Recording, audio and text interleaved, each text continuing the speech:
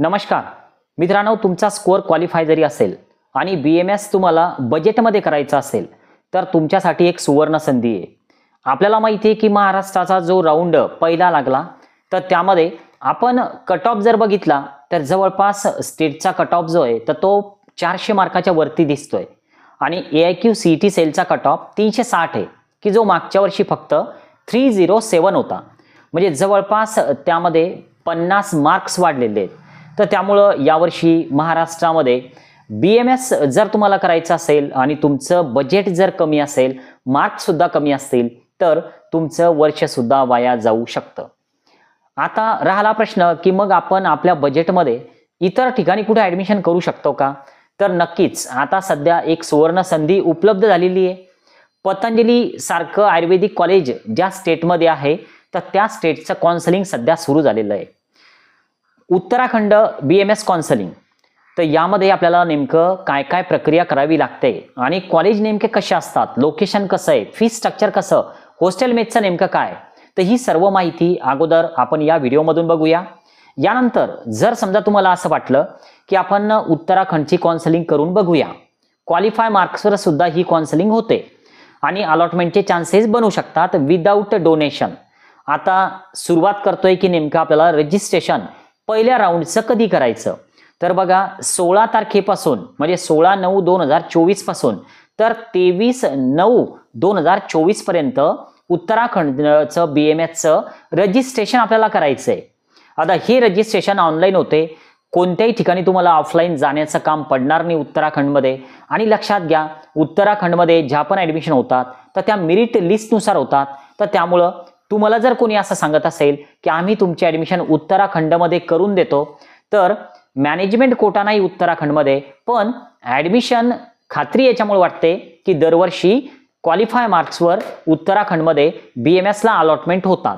तर त्यामुळं तुमचा जर निर्णय असेल, जर तुम्ही तयार असाल तर नक्कीच तुम्ही पहिल्या राऊंडलाच उत्तराखंडचं रजिस्ट्रेशन करायला पाहिजे।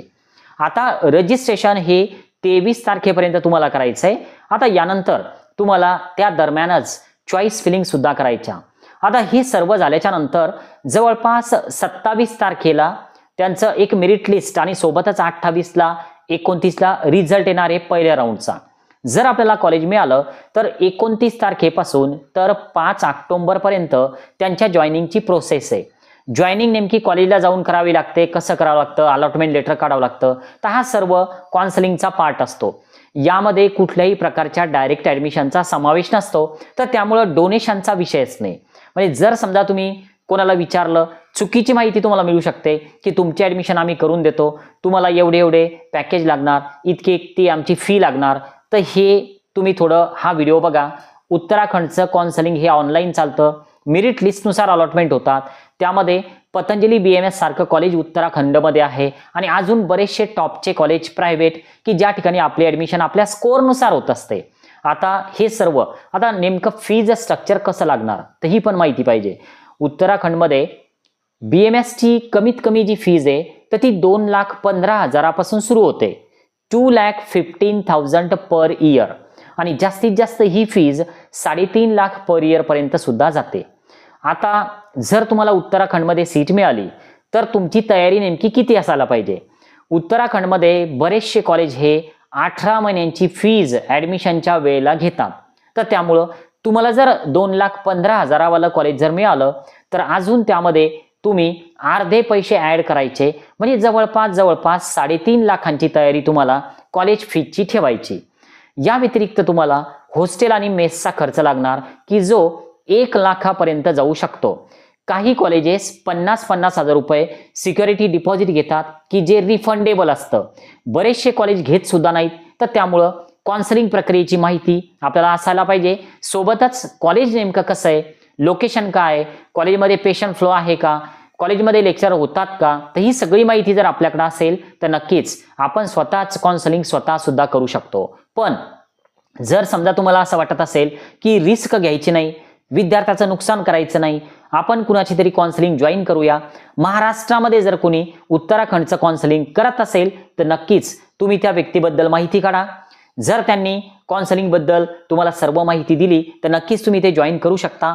पण जर तुम्हाला आमच्याकडं जिजाऊ अकॅडमीची काउन्सिलिंग जॉईन करायची असेल तर 84 59 81 89 23 या नंबरला तुम्हाला उत्तराखंड BMS असा मेसेज करायचा आहे. तुम्हाला आमच्या काउन्सिलिंग प्रक्रियेबद्दल सविस्तर माहिती दिली जाईल. त्यानंतर तुम्ही निर्णय घेऊ शकता की उत्तराखंडची काउन्सिलिंग जिजाऊ अकॅडमीची घ्यायची की इतरांची घ्यायची. कारण जेव्हा पण आम्ही आउट ऑफ स्टेट काउन्सिलिंग करतो आमची पद्धत थोडी वेगळी असते. यावेळेस उत्तराखंडमध्ये नेमकं आम्ही काय करणार आहोत तर हे नक्की आम्ही तुम्हाला कळवू. 84 59 81 89 23 या नंबरला व्हॉट्सअपला मेसेज करा.